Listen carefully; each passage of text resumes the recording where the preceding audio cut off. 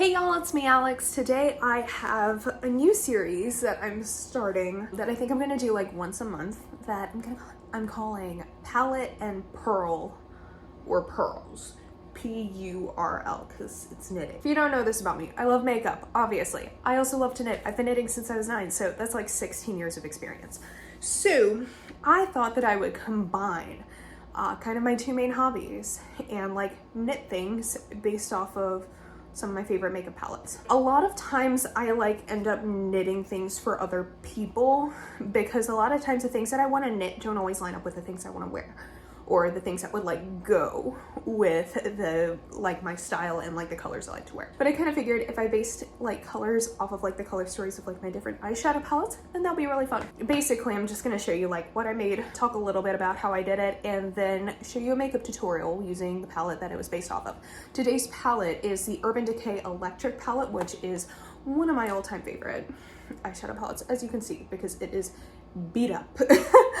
It's just heavily used, and I have a backup. Decisions were made. I was much younger. And the hat, I'll show you more like this.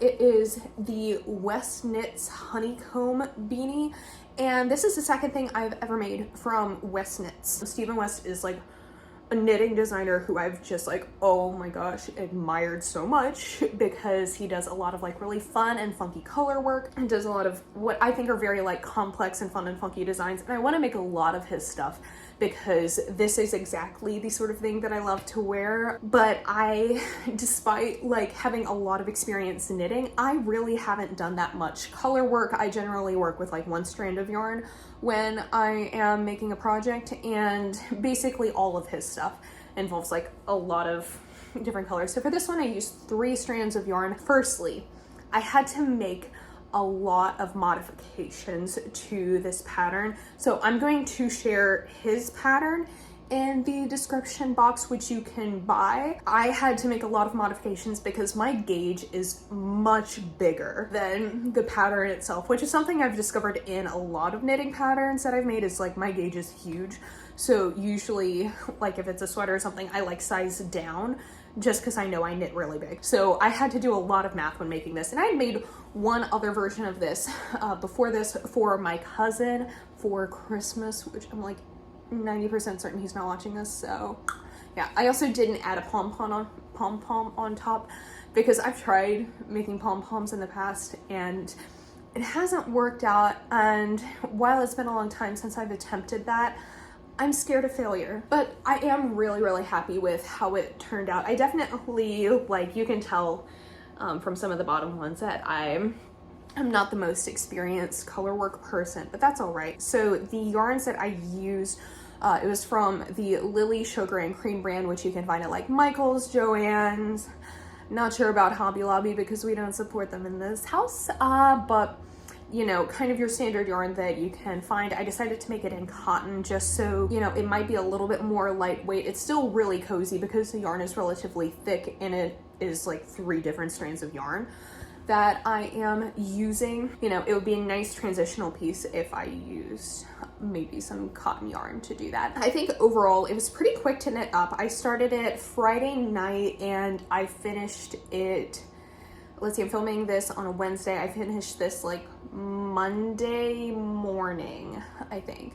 So I think it turned out pretty good. It was pretty quick to knit, like once you get into it. Like it looks really complicated, but once you do a few rows and kind of understand what's going on in that, like, you know, you're slipping each of these 3 stitches and things like that in order to get the honeycomb effect, and that like the stripes are kind of behind the slip stitches. Once I was able to understand like that's how the construction of this hat was working, that's how you get that effect, it knit up pretty fast and I kind of understood a little bit more of what I was doing. So it was a pretty fun time to knit. There are definitely, like, you can tell my gauge isn't like perfect all the way around, but I think when I wear it, it looks pretty nice. I also forgot to mention the colors of it. So it was the stripes are hot pink and hot green, and the base color is Dazzle blue, which I was especially inspired by, specifically my favorite shade in the electric palette, which is Chaos. And I feel like even though this is a little bit more muted in person than it was on the Michael's website, because I bought all of these yarn online, like I did an online than pick up in store thing. So I might have gone for a slightly different shade if I looked on in person. You can't quite tell as well on camera, but this one is definitely a little bit more vivid than the yarn color, but I think overall it matches pretty well, and I was able to match like the green and the pink together pretty well. Obviously, no, I can only put so many colors into a project like this, so I did include like the purples or like the teal or the kind of orangey red here for a slow burn, but I think that's okay because I kind of just chose like my favorites, the colors that stood out the most to me from the palette, and I think overall it turned out pretty nice. I think I probably should have knit the brim like a little bit longer. I think I kind of overestimated how long that would actually appear because of the shaping at the top, you know, where it goes into the crown. I can literally only fit it so far over my head. Next time, because I think I'm gonna make this hat in a few more different colors, like for myself, for other people in my life, because it was a fun thing to make and I spent like $8 on the pattern.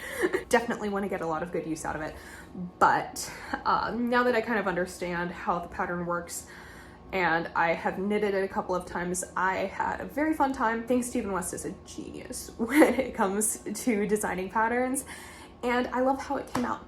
So that is the hat that I made. I'm super excited. I can't wait to wear this for fall. Now let's get into the tutorial from eye makeup. Okay, so I already have my brows done. Now I have had them on like all day, so they definitely look, they could be better, but I feel like I shaped them really well today, so I kind of don't want to fix it. As with a lot of my looks recently, I will begin with the Milani Eyeshadow Primer, just like a standard little primer. You just see a little pom-pom in the background that Goose has definitely put in one of the shelves. So this is a little bit of a throwback video. So we're using the Urban Decay Electric palette. Mine looks like this because I have used it a lot and I'm not planning on getting rid of it anytime soon. So as you can see, the hat, I kind of did the primary colors of like the blue, green, and pink. So that's kind of what I want to do with this look. So I'm going to begin with the Elf & Jake Kiss J3 brush, and I'm going to use Gonzo, the slightly brighter blue, as sort of my transition shade. I haven't used this palette in a long time. Let's see how these shadows perform. Okay, that's really not bad for how old this is. Now I might get like an eye infection after this, but you know, it's for the art. For the art. Oh yeah, that's beautiful. And I'm going to bring that to my outer corner as well and just kind of almost put it up in my brow because I like my shadow like that. This is probably like, well, this was one of the first high-end eyeshadow palettes that I ever bought. In fact, I have two of them because I got very upset when it was discontinued, and that was like a lot of years ago. And I'm kind of ashamed that I own two because I realize now like how useless that kind of is, but I'm also like not giving up on that. As much as I do kind of regret that choice, I'm not getting rid of my backup of it either. I'm just kind of keeping it, and who knows, maybe I'll get some use out of it. So then I'm going to take this little brush from the e.l.f. Mint Melt collection, and then I'm going to take my favorite eyeshadow shade of all time, Chaos, here, and kind of use that to deepen that up and kind of make it match the blue in the hat a little bit more. That looks still very pigmented, or maybe because it's a white brush, I don't know.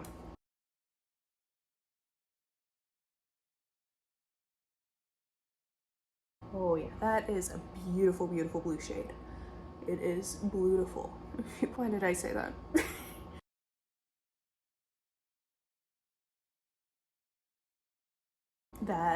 Oh yeah, that's pretty. I like that. I'm gonna take that first brush and just like blend it a little more, but I think that since these are sort of the same tone, that they're already, you know, a little blended.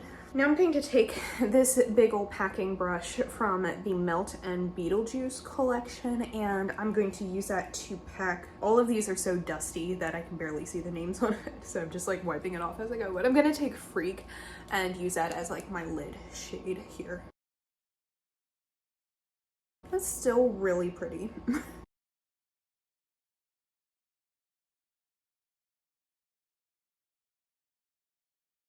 And I'm really just trying to like pack it over itself.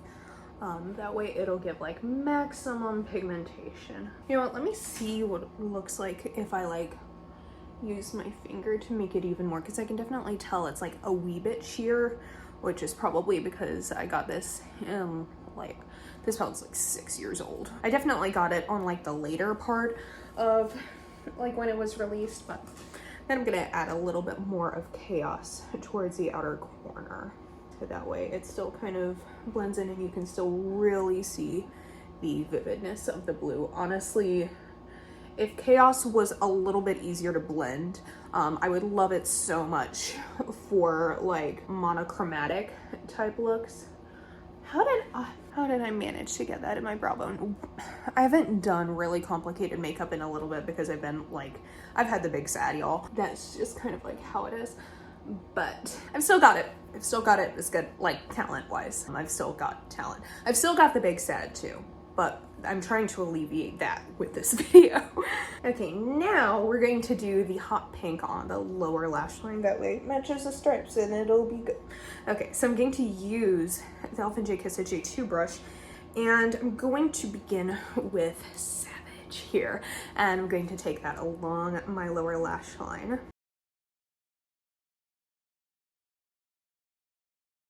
And I just realized that like the pinks and the purples in this palette definitely stain. So I'm gonna have to do some sort of eye makeup for work tomorrow. And it's gonna have to be big. Oops. I feel like this is just like a fun summer look too. Like I know it's not everyone's cup of tea, but I do like this. And then I want to kind of like deepen it up just because I like my eye makeup to be a little bit deeper when it comes to like closer to my lash line. I feel like that's a little bit more flattering on me, so I'm gonna use the Elf & J Kiss J4 brush, and I'm going to take a little bit of Jilted and I'm gonna put that a little bit closer to my eye. Okay, it is making like a little bit of a difference. It's very subtle, but I think that at least like with my eye color, it helps make it look a little bit better. And then finally, as my inner corner highlight, I'm going to use the shade Thrash. That way we can keep with the green, you know. You've seen the hat, you know what the goal of all of this is. Okay, yeah, I can tell this palette is a bit old because my eyes are watering a little bit. Mistakes were made. Do as I say, not as I do, okay? I'm still gonna keep using this palette. Okay, so that is it for the eyeshadow. I'm gonna go like do my mascara and the rest of my face, but y'all know what I did for the eyes now. Okay, so that is it for this video. I know it was a little bit of like a new thing, a new series. Let me know down below if there's any like makeup, like eyeshadow palette that you think that I should base on like another knitted item off of. I have a few ideas kind of in my queue. I'm gonna make this like once a month just because yarn costs money and I do have other projects that I'm working on for like Christmas gifts for people, kind of some ongoing stuff for me. You know, I thought that this would be pretty fun. Anyway, thank you so much for watching. Give this video a thumbs up if you liked it and subscribe if you want to see more videos from me, and I will see y'all in my next one. I hope y'all have a wonderful day. Bye!